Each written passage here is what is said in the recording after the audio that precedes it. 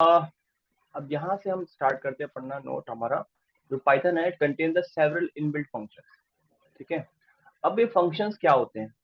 Functions basically हमारे पास वो रहते हैं जिसमें हमारे पास कुछ प्री डिफाइंड टास्क मेंशन है, हमें कुछ टास्क करना है। ठीक है, बहुत ही लेमन टर्म में मैं बताऊं, बहुत ही जैसे कि हमारे पास मोबाइल फोन होते हैं या रिमोट होता है, किसी भी एसी का हो गया या टीवी का हो गया, तो दे हैव सम बटन्स, है ना। और कुछ राइट कलरफुल बटन्स होते हैं, हम देख के थोड़ा सा अच्छा लगता है कि भैया कलरफुल बटन किस क्या काम करते हैं, रेड ब्लू ग्रीन, है ना। तो उन सब का एक ना एक कुछ काम रहता है, कोई ना कोई फंक्शन रहता है। ठीक है, तो वो ही चीज यहाँ पे भी है कि यहाँ पे ऐसा है कि कुछ हमने लिखे हुए हैं, ये आईडी, ये print, these are the functions. Okay, जो हम्म कुछ काम करेंगे और कुछ प्री डिफाइन है। सेवरल इनबिल्ट, इनबिल्ट मतलब हो गया जो पहले से हमारे पास डिफाइंड। ठीक है, सॉरी ये पता नहीं डिस्कनेक्ट कैसे हो गया, आई डोंट नो। लेट मी हाँ जी शेयर।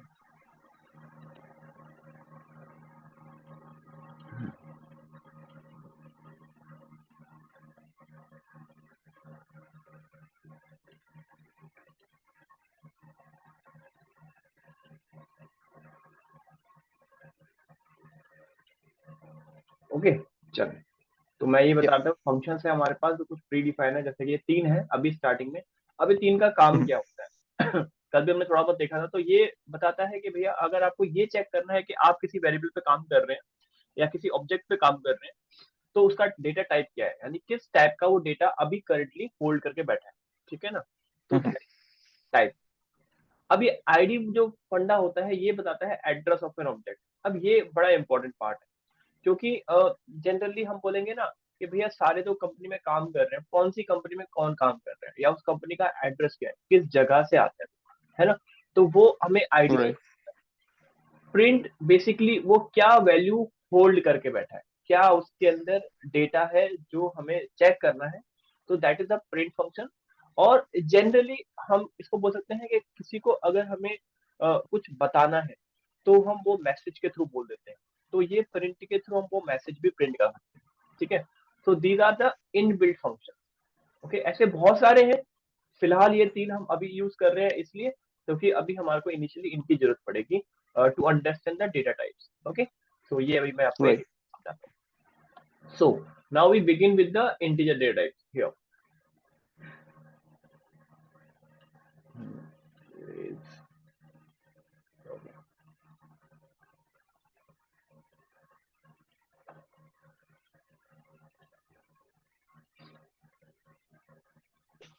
तो यहाँ पे हमने कुछ एग्जांपल दिए हुए हैं, इनको समझने के लिए कैसे करते हैं इसको मैं आपको प्रैक्टिकली बताता हूँ कैसे करते हैं। ठीक है, अच्छा हाँ, एक पाइथन में ना मैं आपको एक और चीज दिखाता हूँ। जब आप सीधा अपने कमांड प्रॉम्प्ट से रन, आज मैं विंडो यूज कर रहा हूँ, ओके, कल वो मैक में कुछ दिक्कत राइट आ। राइट राइट या तो यहाँ से अगर आप डायरेक्टली पाइथन चलाते हैं विंडो मशीन के अंदर, तो it will again open a this shell. ठीक है, एक शेल ये हो गया, एक शेल मैंने आपको कल दिखाया था, मैं इसलिए बता रहा हूँ ना ताकि आपको कोई कंफ्यूजन ना हो कि भैया वहां पे ब्लैक था कभी व्हाइट था क्या था। एक शेल ये भी है, ये तो आ गया हमारा आईडीएलई के थ्रू, मतलब जो हमारी एप्लीकेशन होती है राइट उसके थ्रू आ गया हमारा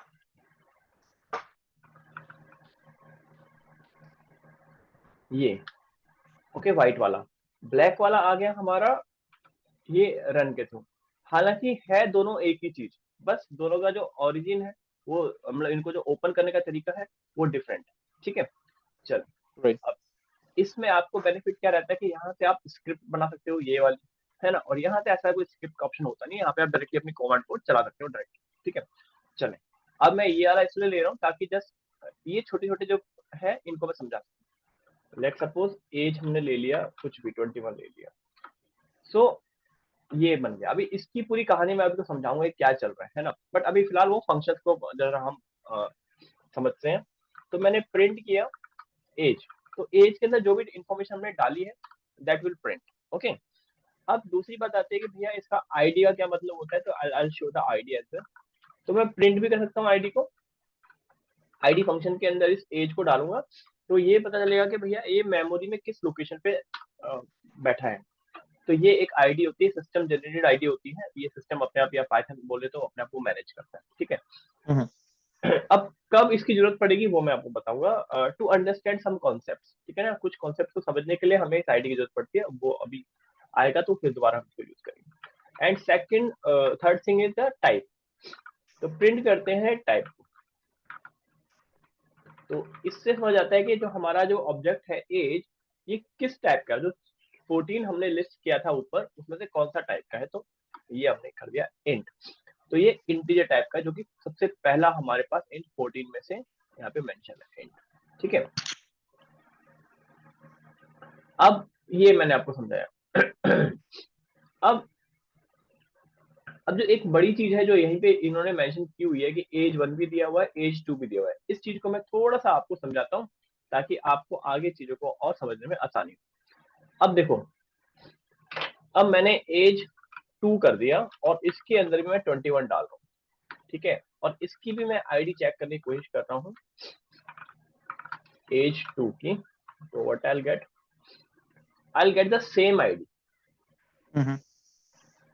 ठीक है। जनरली दूसरी लैंग्वेज में ऐसा होता नहीं है, पाइथन में ऐसा है, और ऐसा इसलिए क्योंकि पाइथन थोड़ा सा अलग तरीके से काम करता है, इसका थोड़ा सा कॉन्सेप्ट अलग है, और कॉन्सेप्ट अलग क्या है वो मैं भी आपको स्क्रीन पर समझाता हूँ, दिखाता हूँ कि किस चीज की हम बात कर रहे हैं और ये पाइथन कैसे काम करता है। देखें, जो हमने ये चीज करी एज 21, तो एज सॉरी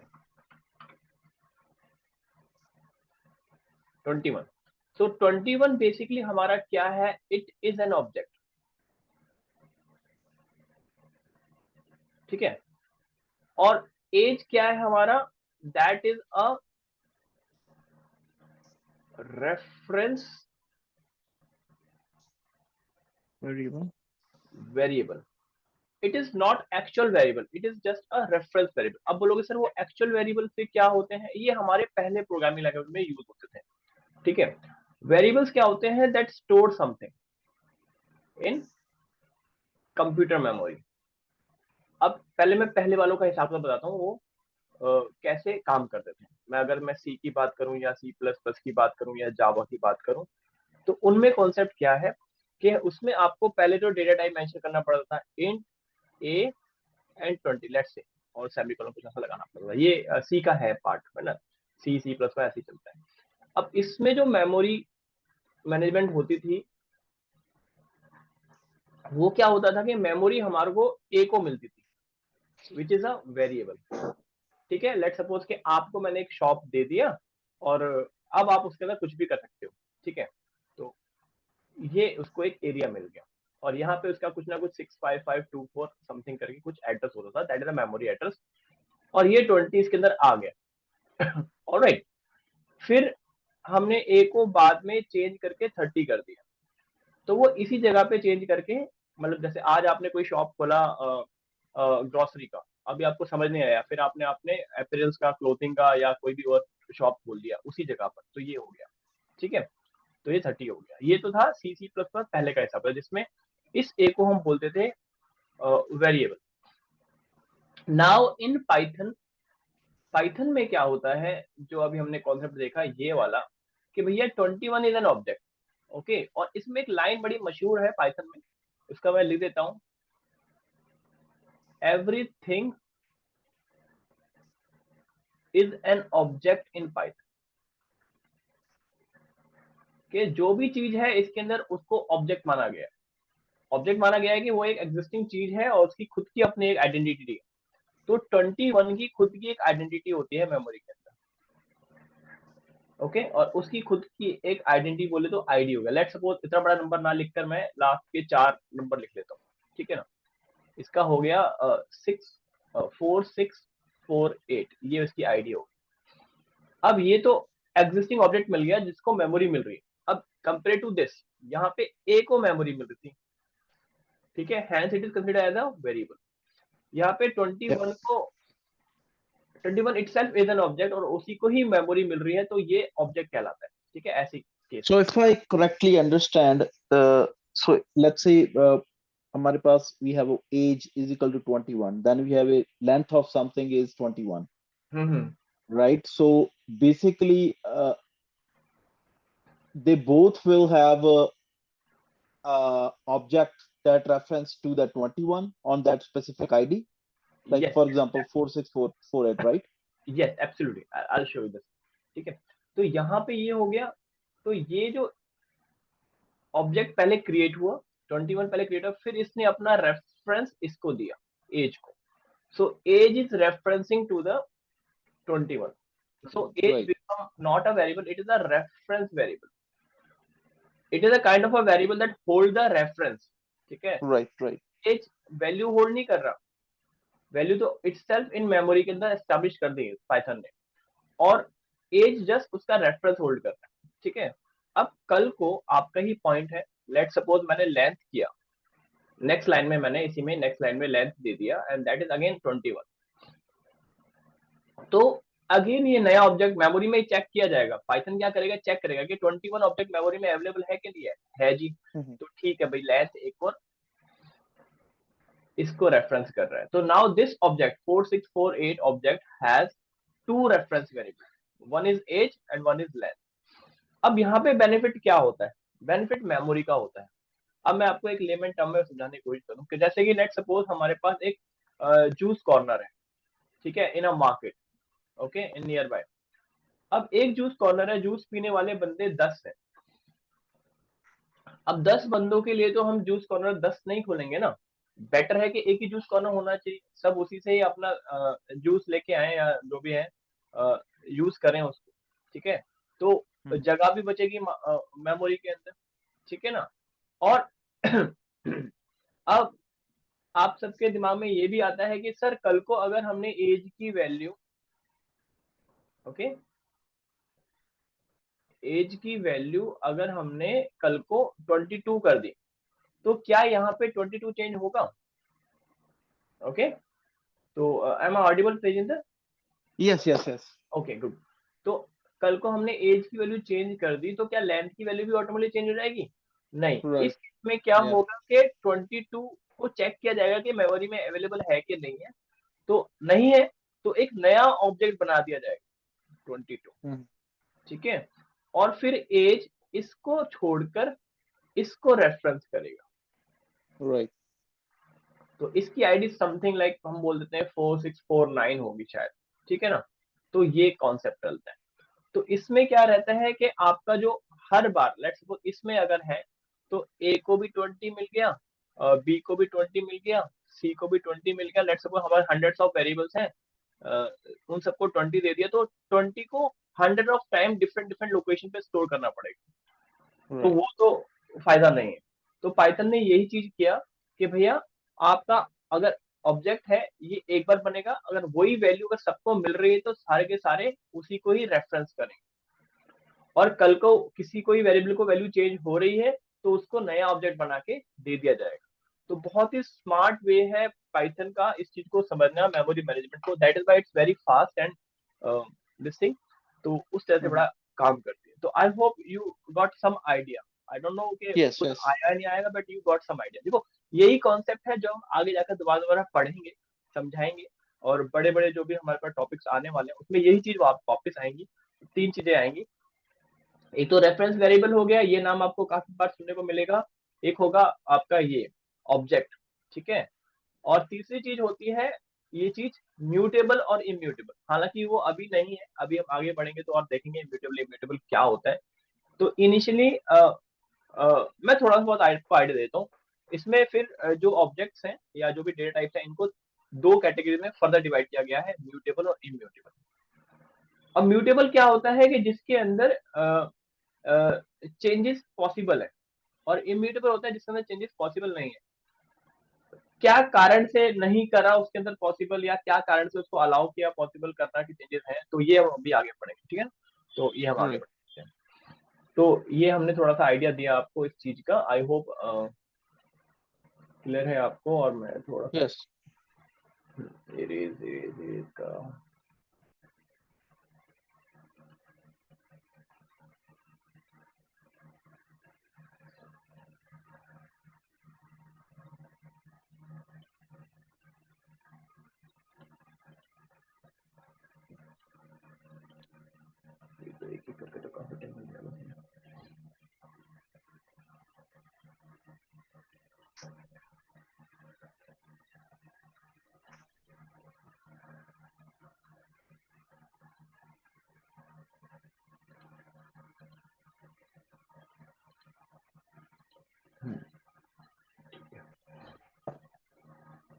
चले, तो हमने ये देखा और अब आगे बढ़ते हैं।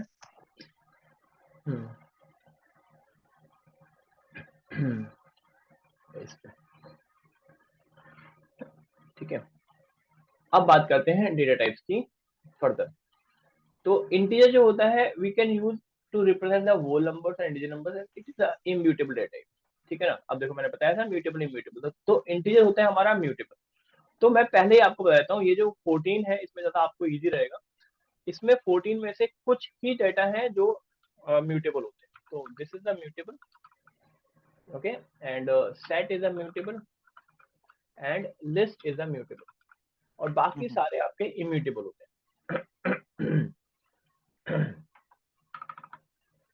अब ये म्यूटेबल और इम्यूटेबल क्या होता है, पहले तो मैं आपको अच्छे से बताता हूँ इसके बारे में, तो इजी रहता है कि कम जो है उनको पहले नोटिफाई कर दिया जाए। हाँ, तो 14 में से सिर्फ आपके पास 3 ही है जो आपके पास म्यूटेबल है, और म्यूटेबल होने का मतलब क्या होता है कि उसके अंदर चेंजेस हो सकते हैं। अब मैं आपको थोड़ा सा आइडिया देता हूँ। लेट्स सपोज कि ना आप किसी घर में रह रहे हैं, चाहे फ्लैट में रह रहे हैं, घर में रह रहे हैं, और you have to do some renovation work, और अगर वो वर्क ऐसा है कि आपके रहते हुए उसके अंदर चेंजेस हो पा रहे हैं, ओके, तो मतलब आपको वो अपना फ्लैट चेंज नहीं करना है, आपकी रिक्वायरमेंट के हिसाब से उसी फ्लैट के अंदर चेंजेस हो पा रहे हैं, तो दैट इज अ म्यूटेबल। और वहीं दूसरा केस ऐसा है कि आप एक ऐसे फ्लैट में रह रहे हैं और आप कुछ रेनोवेट करना चाहते हैं, कुछ चेंजेस करना चाहते हैं उस फ्लैट के अंदर, लेकिन सामने वाले ने मना कर दिया कि भैया इसके अंदर तो नहीं हो पाएंगे, आप ऐसा करें आप नया फ्लैट ले, तो वो हो गया इम्यूटेबल, ठीक है। तो इंट, फ्लोट, कॉम्प्लेक्स, बूल, स्ट्रिंग, बाकी सारे क्या है, इम्यूटेबल है, जिसके अंदर चेंजेस पॉसिबल नहीं, ठीक है। अभी जो मैंने केस किया था, जैसे हमने एज को 21 कर दिया, 21 इज इंटीजर डेटा टाइप। अब कल को मैं एज को 22 कर रहा हूँ, तो क्या बोला उसने कि भैया आप ना एक नया ऑब्जेक्ट बना लो, क्योंकि जो आपके पास अभी फिलहाल डेटा टाइप है that is a integer which is a immutable category, hence we are not able to change this in, right. तो आपको नया ऑब्जेक्ट मिल जाएगा, आप वहां पे रेफरेंस करना, तो आपका एड्रेस चेंज हो गया। So that is the thing. अब बात आती है कि सर फिर जो म्यूटेबल होंगे उसके अंदर चेंजेस कैसे पॉसिबल होते हैं, तो वो अभी हम आगे देखेंगे जब हम लिस्ट पे आते हैं, है ना। चलिए फिर मैं दोबारा से इस टॉपिक को लेके आऊँ। यहाँ पे हमने सारा बताया हुआ है कि कैसे हमने नम को 10 दिया, फिर नम को 20 दिया, फिर नम 1 को 10 दिया और उसका आईडी चेक किया, जनरली वही हम चेक कर रहे हैं यहाँ पे, ओके, और आउटपुट देख रहे हैं। तो इसको मैं अगर मैं प्रोग्राम के थ्रू करके दिखाऊं आपको, तो एक छोटा सा कोड लिखते हैं और आपको एक आइडिया भी हो जाएगा हाँ भाई ये रन कर रहे हैं। और इसके लिए है, हाँ, ये हमने कॉपी पेस्ट कर दिया जस्ट के थोड़ा समझने के लिए। तो ये हमें आपको दिख रहा है ना। अब मैं दिखाता हूँ इन सबकी आईडी, नम 1 10, नम 1 20, फिर नम 2 को हमने 10 कर दिया, और मैं इसको रन करके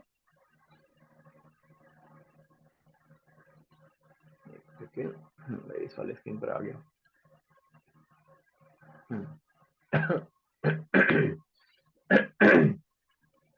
देखें जरा, 4296 10 का था, फिर ए को नम 1 को हमने चेंज किया तो उसका 4616 हो गया, और 4296 आपका वापस आ गया नम 2 के। इसमें कुछ चीजें एक और मैं आपको क्लियरिटी करना चाहता हूँ, अगर कोई आपसे पूछता है इंटरव्यू पॉइंट ऑफ व्यू से, वैसे इतना डीप शायद ही कोई जाए, अगर बहुत ज्यादा टेक्निकल पर्सन होगा तो डेफिनेटली पूछेगा। देखो ये 10 है ना, 10 जब ये नम के पास था तब भी उसका यही था नंबर, राइट। और 2 के पास था तो भी इसका नंबर सेम ही था, ऑलमोस्ट सेम है 10 के लिए, 2 के लिए 20 अलग, ठीक है ना। राइट। तो सम टाइम क्या होता है कि जो पाइथन है, पाइथन के अंदर एक चीज होती है जो पूरा इस चीज को मैनेज करती है, ठीक है, जिसको बोलते हैं Python virtual machine, PVM, Python virtual machine, ठीक है। अब ये क्या करती है, ये ना एक वर्चुअल एनवायरनमेंट क्रिएट कर देती है आपके लिए।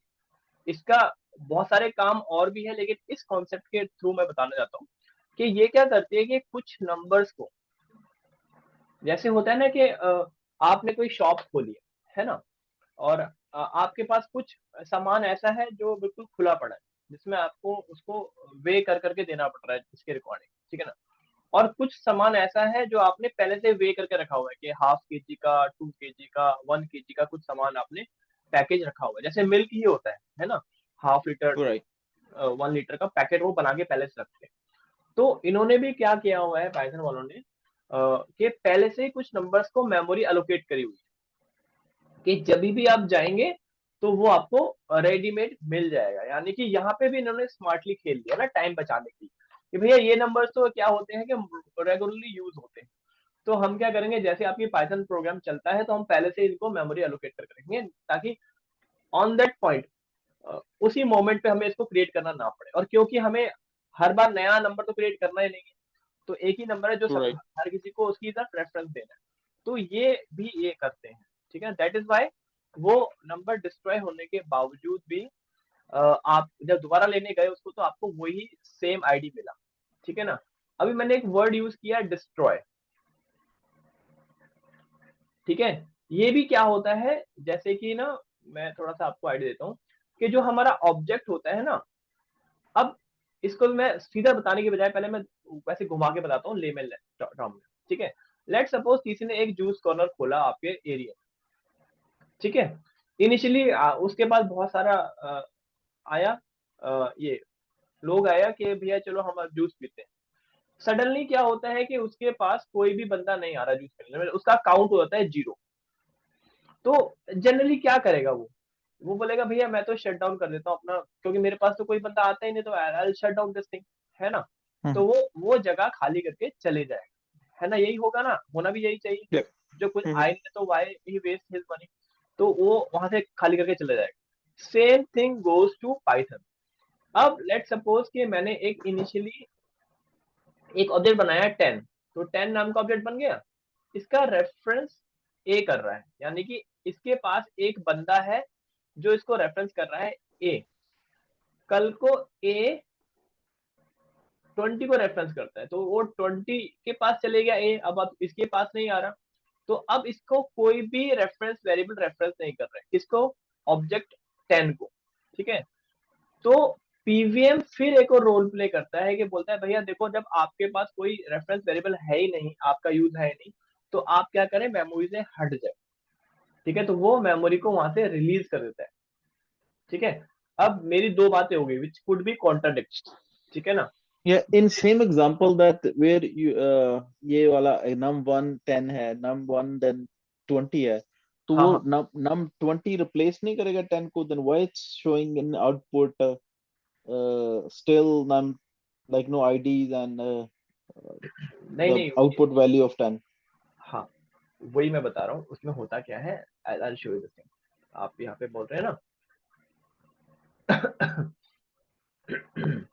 जो ये है हमारा, आपने बोला कि नम 1 है जिसको हमने इनिशियली 10 दिया, okay, Right, right. And then num 2 को फिर 10 दिया, तो वो रिप्लेस कर देना चाहिए इसको, इज इट, या Sorry, num1 is equal to 20 now, right? So आपका वो जो रेफरेंस हाँ वेरिएबल है वो 20 को कर रहा है ना दोबारा रेफरेंस, सो हाँ हाँ num1 is equal to 10 then num1 is equal to 20. हाँ हाँ, तो वो नम 10 हट गया ना वहां से, सॉरी Yes, नम 10 नहीं, 10 हट गया। सी 10 मैं, हट गया. हाँ दोबारा डायग्राम दिखाता हूँ आपको। तो इनिशियली पहले ये कोड भी, हाँ ये भी अच्छी बात है, आपने बिल्कुल अच्छा करा ताकि मैं आपको और अच्छे से एलोबरेट कर सकूं चीज को। देखें यहाँ से कोडिंग जो है ना लाइन बाय लाइन एग्जीक्यूट होती है। ठीक है, Right, पहले लाइन एग्जीक्यूट हुआ जिसमें हमको पता चला कि एक 10 ऑब्जेक्ट बना है और उसको नम 1 रेफरेंस कर रहा है, सही। इसका आईडी right. वही कर लेते हैं जो हमने लिया है 4296। सेकेंड टाइम पे नम 1 को 20 अभी रेफरेंस करना है, तो ये नम 1 इसको छोड़ देगा।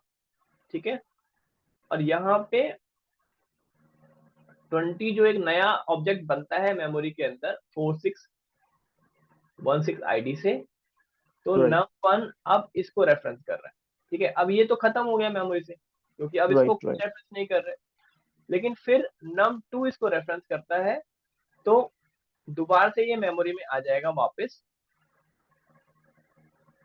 4296 से ही, और अब num 2 इसको रेफरेंस कर रहा है। ठीक है, Mhm. ऐसा रहता है।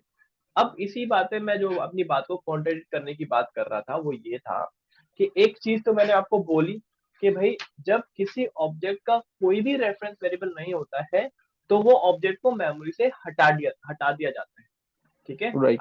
अग्री। हाँ, लेकिन जब दोबारा से उसको रिकॉल किया जाता है कि हाँ भाई अब आपकी जरूरत है, आप आ जाएं, तो दोबारा आ भी जाता है वो, ठीक है ना। लेकिन पॉइंट ये है कि उसको सेम ही मेमोरी मिला। राइट। अब सेम ही मेमोरी मिला तो मतलब हमारे दिमाग में तो एक चीज आएगा ना कि ये शायद तो गया ही नहीं था, ये तो वो अपनी जगह पे ही बैठा हुआ था, हम तो ऐसे सोच रहे थे चल एग्जैक्टली। गया, है ना, तो वही मेमोरी मिली। हम्म। हाँ, तो अब मैं समझाता हूँ इसमें क्या होता है कि कुछ ऑब्जेक्ट्स होते हैं, जो भी मैंने थोड़ी देर पहले बोला, पीवीएम बड़ा स्मार्ट है, वो कुछ ऑब्जेक्ट को मेमोरी में होल्ड करके रखता ही रखता है, ठीक है ना, चाहे कोई उसको रेफरेंस करे चाहे ना करे, वो अपने अपनी साइड से कुछ रेडीमेड चीजें बना के रखता है, ठीक है, क्लियर है। वो राइट। राइट। हो रही है इनके साथ, जो इनिशियल नंबर है 10 20 30, इनकी एक रेंज होती है, वहां तक को होल्ड करके रखता है, ठीक है ना, ऐसा नहीं है पूरी दुनिया के सारे नंबर होल्ड करके, नहीं, कुछ रेंज में होल्ड करके रखता है, ठीक है। बट जो ये वाली बात बोली थी मैंने कि अगर किसी ऑब्जेक्ट जो कि समझ लो जो कि पाइथन उसको मैनेज नहीं कर रहा है, पाइथन वर्चुअल मशीन उसके लिए मेमोरी पहले से होल्ड करके नहीं रख रही है, वो उस टाइम ही क्रिएट हो रहा है, तो उसके बाद अगर वो क्रिएट हो गया है और फिर थोड़ी देर बाद उसका कोई भी रेफरेंस वेरिएबल नहीं रहता है, तो वो मेमोरी से रिलीज हो जाएगा, गॉट इट, राइट। राइट। वो मेमोरी खाली कर देगा। लेकिन कुछ जैसे होता है ना कि अपने बंदे हैं बहुत, नॉर्मल फॉर्म में होता है ना, अपने बंदे यार बैठने दे, कोई नहीं, कोई दिक्कत नहीं, कोई बंदा नहीं आया तो बैठने दे, अपने बंदा है इसको बैठने दे यहाँ पे, ठीक है ना, आज नहीं आएगा कल या। आ जाएगा, तो कुछ को तो वो मैनेज करता है, ये आपको दिमाग में रखना चाहिए, पीबीएम कुछ चीजों को तो मैनेज करके रखता है और कुछ को मैनेज नहीं करता है। लेकिन जो ये वाला केस है, ये वाला ना, इसके अंदर हम मैं बताऊं आपको तो एक बहुत ही होता है जीसीपी,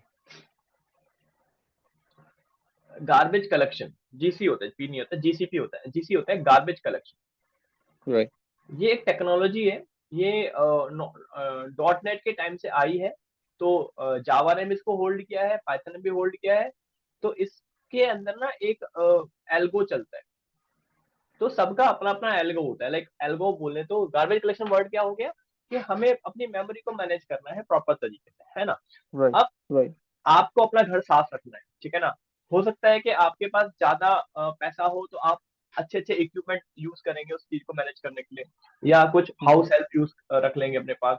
किसी के पास कम है तो वो कम तरीके से उसको मैनेज करे, पर मैनेज हर किसी को करना है कि भैया अपने घर में साफ सफाई रखनी है, ठीक है। Hmm. So that process is called the algorithm. तो पाइथन का अलग एल्गोरिदम होता है, जावा का अलग होता है और डॉट नेट का अलग होता है। तो पाइथन का जो एल्गोरिदम होता है उसको बोलते हैं mark and sweep, mark and sweep. ऐसी जावा का कुछ राउंड रोबिन समथिंग होता है, डॉट नेट का कुछ और होता है। तो mark and sweep is an algorithm for garbage collection, ये आपको थोड़ा सा ध्यान रखना है। अब ये अभी ना डिस्कनेक्ट हो जाएगा 10 मिनट के अंदर, है ना, हमारा मीटिंग, तो आप बाद से उसी लिंक पे रिकनेक्ट कर लेना, ठीक ओके। है। तो मार्क एंड स्वीप कॉन्सेप्ट क्या रहता है हमारा, कि लेट से कि हमारे पास ना ये लिस्टिंग चल रही है, ये लाइन बाय लाइन, मैंने बोला लाइन बाय लाइन चलती है कि 10 या जो भी कोई लाइन होगी, लाइन 1 लाइन 2 लाइन 3 हो गया, या पूरा 1 line 2 line 3 line 4 line 5 line होगी। अब इसमें क्या होता है कि जो मार्क एंड स्वीप क्या करता है, वो देखता है कि भैया ये वाला ऑब्जेक्ट ठीक है, इस पहली लाइन में नम वन ने 20 को असाइन कर लिया, तो बोलेगा अब 10 को तो कोई रेफरेंस नहीं कर रहा है, तो वो उसको मार्क कर देगा, मार्क, लेट सपोज मैंने मार्क कर दिया ऐसे, ठीक है, और मार्क के बाद क्या कर रहा है वो, स्वीप कर रहा है, स्वीप करने का मतलब हम्म। मेमोरी से उसको हटा दे रहा है, ठीक है ना। वो मार्क करता रहेगा कि देखता रहेगा कि भैया इस तरह से हम कहीं भी रेलवेज में जाते हैं तो वो टीटी आता है तो चेक करता है ना अपने आईपैड लेकर कि अच्छा अच्छा अच्छा राइट। ये सीट पे है बंदा, नहीं है, नहीं है, मार्क करता रहता है, और जैसे ही अगर उसको दिखता है कोई बंदा आ ही नहीं रहा तो उसकी जगह दूसरे को रिप्लेस कर देता है या कुछ भी करता है, तो सेम ही हो। तो ये हर लाइन बाय लाइन मार्क करता रहता है, कौन, गार्बेज कलेक्शन का एल्गोरिथम जो पाइथन का पीवीएम यूज करता है। तो ये धीरे धीरे चीजें समझ आएंगी आपको, है ना।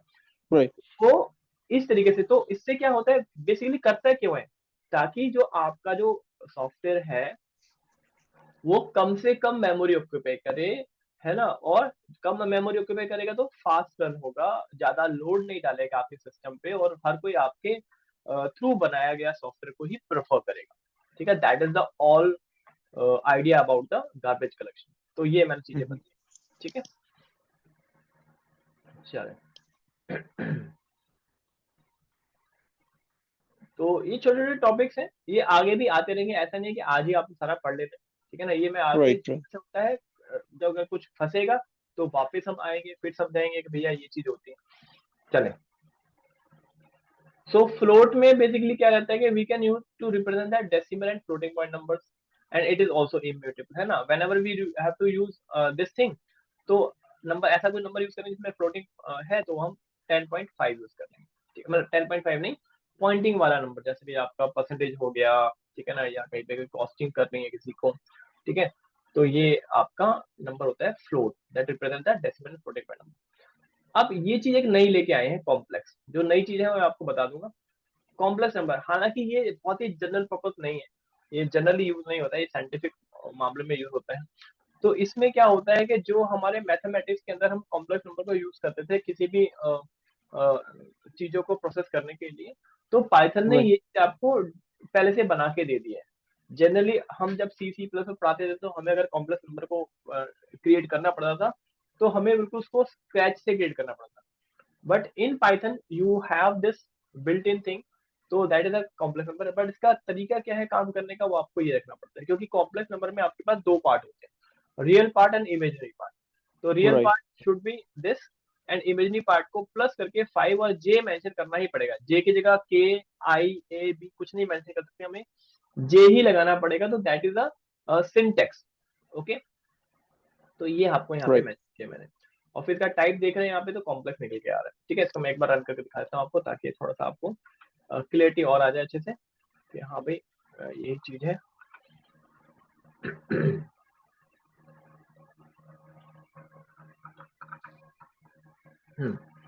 So let's suppose c is equal to 10 plus 5j, and we just print c, और मेरे को इसका टाइप प्रिंट करना है,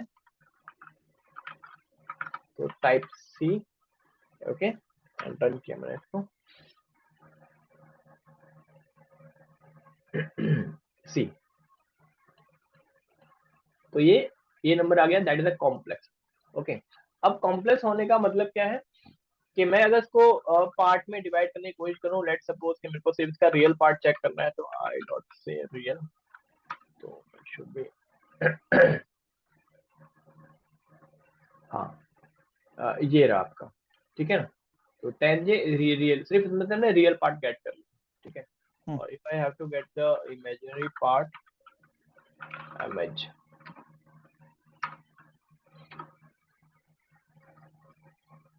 सो ये। अब Right. यही चीज अगर मैं अपने एक्सपीरियंस से बताऊं, आपने तो फिलहाल नहीं पढ़ा हुआ है, तो अगर हमें यही चीज को अगर सी प्लस में करना पड़ता, तो we have to write at least 10 to 15 line of code इस चीज को समझने के लिए कि हम एक कॉम्प्लेक्स नंबर बना रहे हैं। लेट सपोज कि आपको कहीं जाना है, तो आप घर पे बैठ Right. के अपना वो गाड़ी बना रहे हो, जो भी आपका व्हीकल है खुद ही डिजाइन कर रहे हो, खुद ही बना रहे हो, और फिर जा रहे हो। तो ये वो वाली बात हो, और इन्होंने आपको बना बनाया रेडीमेड दे दिया। ठीक है, अब Right. बात आती है कि भाई इसका यूज कहाँ करेंगे, कहाँ करेंगे, कहाँ नहीं करेंगे। तो that is the part of the advance thing, जो भी साइंटिफिक पर्सन होते हैं वो इस नंबर को यूज करते हैं। जनरली तो यूज नहीं होता है नंबर हमारे पास, है ना, but we must have an idea कि भाई हमारे पास Right. ये है। ठीक है ना। Now the fourth part is the boolean part, so we can use to represent logical value only allowed values true or false। ठीक है, हाँ, इसमें ध्यान देने वाली बात क्या है कि बूल होता है टू, लॉजिकल वैल्यूज होती हैं आइदर ट्रू और फॉल्स। तो कभी भी हमें कहीं पे सेटअप करनी कोई चीजें, तो हम ट्रू और फॉल्स को कर सकते हैं, और ये कीवर्ड भी है। Bool is a this true and false is a keyword. अगर आपको मैं लास्ट क्लास में दिखाऊं मैं, तो Right. यहाँ पे हमने देखा था, ये देखो ट्रू एंड फॉल्स, तो ये वही False. 35 में तो दो तो यही आ गए, है ना, इजी है। Mm-hmm. ऐसे ही आपको सारे याद भी हो जाएंगे, true and false is the two keywords, और ये बेसिकली यूज होते हैं for the this Boolean data type. ठीक है, अब इसको मैं यहाँ पे एक बार, और इसका ना बड़ा तगड़ा यूज है जब हम बहुत सारे लॉजिक्स डेवलप करेंगे ना, और Right.